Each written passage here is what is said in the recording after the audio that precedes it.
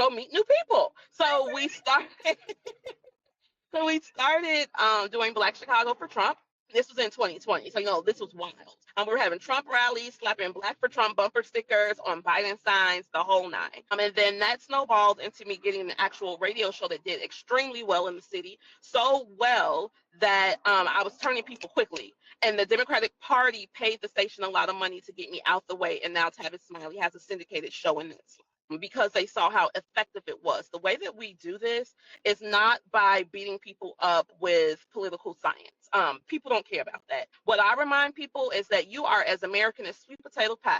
Not apple pie, sweet potato pie, because that's an American pie and that's our pie. And we at home, and everything from sea to shining sea is for us and us first. Every piece of political capital that we leverage in this country has to be for the betterment of the Negro. If it's not, you got to tell them that ain't none of my Negro business. I'm telling you, I say this all the time on Fox News. This is none of my Negro business. And so when I left the radio, we started Chicago Red, and the clip that you showed of me at the at city council, I didn't plan for that to go viral at all. Okay.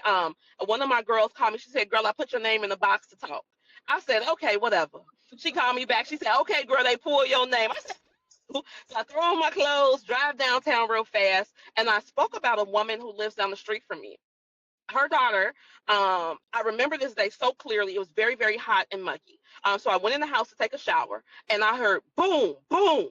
And I said, "What kind of fireworks are those?" And I heard boom, boom, boom, boom. I'm like, "Oh my God, somebody just got shot. Somebody I know just got shot. Let me get out the shower." So I go and I see all these blue lights on my window. Long story short, a little girl, Amania, was down the street doing a TikTok dance with her mama. A bullet came through the window, hit her in her neck, and she bled to death in front of her whole family. Her mama, her grandmama, her aunties, her siblings, her cousins, they whole family live in this one building.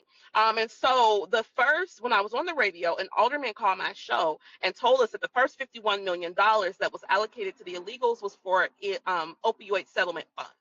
Now, the woman, I saw her on the Chicago mugshot page, and she was high. She had on her daughter's Rest in Peace t-shirt, but she had washed it so much that it was completely faded. And her charge was possession. I said, no, no, no. Y'all need to put that money back with the opioid fund so that we can build a rehab for Wanda. Wanda's family has been paying property taxes every year for over 40 years. We've been paying property taxes for 52 years. Their